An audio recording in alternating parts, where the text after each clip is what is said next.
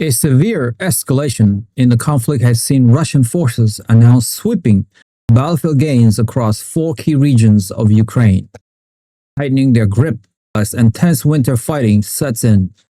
According to Moscow's Ministry of Defense, its troops have seized a total of 11 settlements in a single week, reflecting a significant operational tempo and asserting relentless pressure on Ukrainian defensive lines. This wave of advances is reportedly inflicting soaring losses on Ukrainian units, which are struggling to hold their ground against the multi-pronged offensive. While Kyiv has vehemently contested these figures, accusing Moscow of gross exaggerations for propaganda purposes, the reported territorial changes suggest a notable shift in momentum. The front line, already a brutal theater of attrition, appears to be constricting as both sides dig in for a grueling winter campaign, where weather conditions add another layer of complexity to military logistic and troop survivability.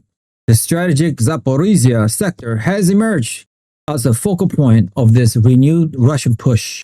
The Russian Defense Ministry specifically claimed the capture of Yablokovo, marking the 9th settlement in the area to fall under the control of its Vostok group of forces this month alone.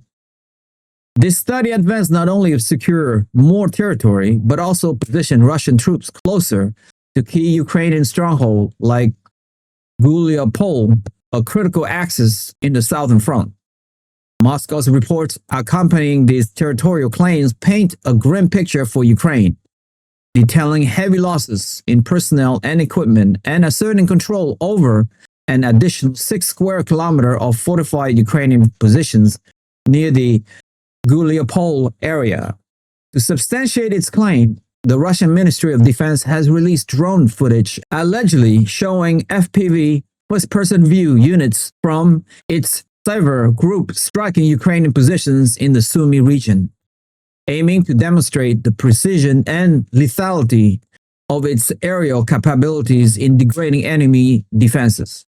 In a corroborating development, Ukraine's southern defense forces acknowledged a strategic withdrawal from Novovasilivki in the Zaporizhzhia Oblast, stating the move was necessary to consolidate their forces into more favorable defensive positions amid overwhelming Russian pressure. This confirmed retreat, though tactical in nature, lends credibility to the broader Russian claims of advancing and capturing territory in the highly contested southern front.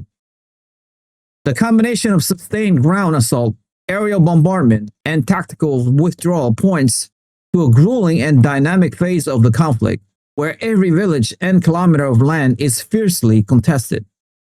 The strategic calculus of the war has been dramatically altered by an unprecedented level of cooperation between Russia and North Korea, significantly bolstering Moscow's war machine and signaling a major escalation.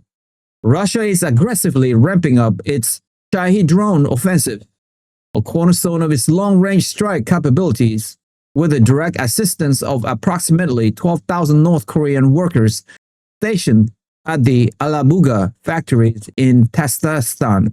This facility, a critical hub for assembling the Iranian-designed drone, is set to see a massive influx of North Korean labor, a move that allows Russia to accelerate production schedules, overcome domestic labor shortage, and sustain its relentless aerial bombardment of Ukrainian infrastructure.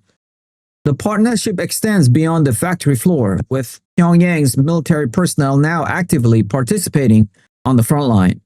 North Korean troops have been deployed to the Kursk region, a theater of intense fighting, where they are assisting Russian sappers in the hazardous task of mine-clearing operations.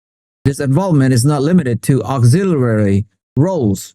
Reports indicate that these troops are engaged in military coordination and have participated in combat support operations, marking a significant commitment from a foreign military on the ground.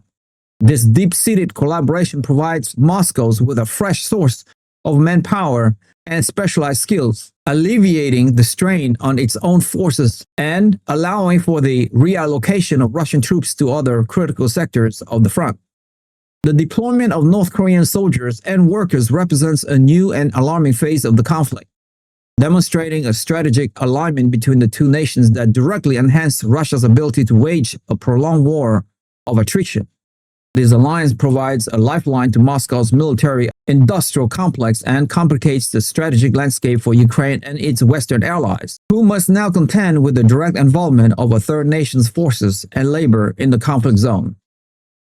In a powerful display of force, Moscow launched a massive and coordinated wave of retaliatory strike across Ukraine's defense and energy network, demonstrating its capacity to inflict significant damage deep within Ukrainian territory.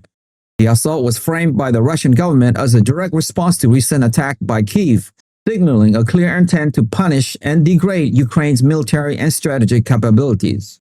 The strikes were characterized by the use of high-speed Kinzhal hypersonic missiles, which tore into key military and power centers with devastating effect.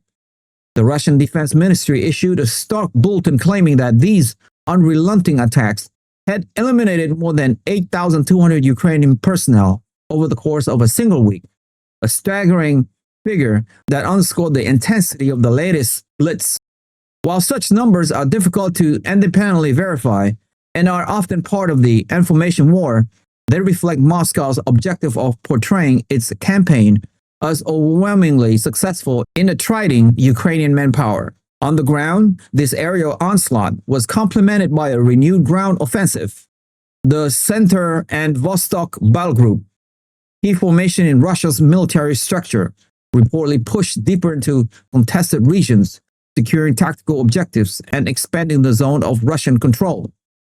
Among the success claims was the seizure of Orestopol, another settlement following to the Russian advance. These combined arms operations, which integrated overwhelming firepower with methodical ground advances across multiple fronts, are leaving Ukraine grappling with the severe challenge of sustaining its force amid heavy manpower losses and the systematic destruction of its critical infrastructure. This intensified campaign is designed not only to achieve battlefield objectives, but also to demoralize the Ukrainian populations and military, testing their resilience in the face of a seemingly endless onslaught of advanced and destructive weaponry. The strategic targeting of the energy grid, in particular, is a clear attempt to leverage the harsh winter conditions as a weapon of war, compounding the immense pressure on Ukraine's defense. The civilian population of Ukraine endured one of the heaviest overnight barrage of the conflict, with a massive missile and drone attack that brought death and destruction to cities across the country. The capital Kyiv bore the brunt of the assault, where at least 6 people were killed, with 2 additional fatalities reported in the south. The attack on Kyiv was widespread and indiscriminated, with strikes and falling debris affecting at least 9 districts of the city. Civilian infrastructure was heavily impacted. High-rise apartment buildings, schools, medical centers, and administrative buildings sustaining significant damage. The scale of the assault was immense. Ukrainian officials reported that Russian forces launched approximately 430 drones and 18 missiles in the overnight attack, while Ukraine's air defense systems were active and intercepted the majority of the incoming threats. The sheer volume of projectiles meant that falling fragments from the destroyed missiles and drones caused widespread destructions on the ground. This phenomenon, where successful interceptions still result in significant collateral damage, highlights the profound vulnerability of the urban center during such large-scale aerial attacks. In a significant diplomatic incident, debris from a Russian Iskander missile struck the Azerbaijani embassy in Kyiv, causing damage to the compound and prompting an official protest from Azerbaijan. The human cost of the barrage was severe, with over 34 people injured, including children. The attacks also crippled essential services, leading to partial power outage in the Kyiv, Odessa, and Donetsk region, further straining the civilian population as winter approaches. In response to the relentless attacks on its cities, Kyiv has vowed retaliation, launching its own long-range strikes on Russian infrastructure and signaling that no strikes will go unpunished. This escalatory cycle of strikes and counterstrikes continues to define the air war, with civilians on both sides bearing the consequences of an ever-intensifying conflict. If you haven't made it this far, congratulations. You haven't unlocked the truth. I want to ask you a quick question, though.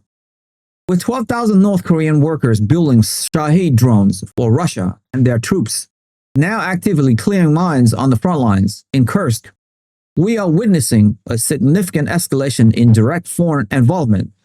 This unprecedented cooperation provides Moscow with a crucial lifeline in both manpower and industrial capacity, fundamentally altering the strategic dynamics of the Ukraine war. Is this alliance a temporary partnership of convenience born from mutual isolation? Or does it signal the formation of a new, more permanent axis that could challenge the Western-led global orders for years to come? And why? Join the debate. We want to hear your insightful opinion on where this is all heading in our community. Share your thoughts in the comments below. Like the video, hit the notification bell, and most importantly, subscribe. And one more thing. I want to take a moment to address a question some of you may have. Why don't I use video clips in my content? First and foremost, my goal is to create a sustainable channel that you can depend on for now and to ensure its stability for the long term. Navigating YouTube's copyright system can be incredibly challenging, especially trying to get a hold of a YouTube agent. It is very stressful and time-consuming. The platform has strict policies regarding the use of others' video content, which can lead to copyright strikes, warning, and even the permanent disabling of a channel, which leads to recreating a new YouTube channel after it has been permanently disabled, and trying to get back the number of fans that I used to have is frustrating. While it's possible to get permission from creators, the process can be time-consuming and does not always guarantee a timely response, which could delay bringing you the up-to-date news content you are here for.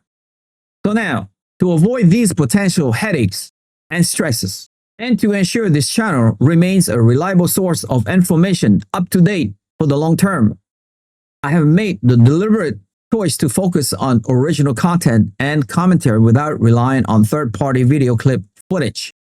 I understand this might not be the typical format you see on YouTube, but I believe that by focusing on high-quality original reporting, my channel will go a long way. Together, we can build a strong, faithful, and loyal community. I am incredibly grateful and relieved now that you understand why I do not use video clips from other content creators.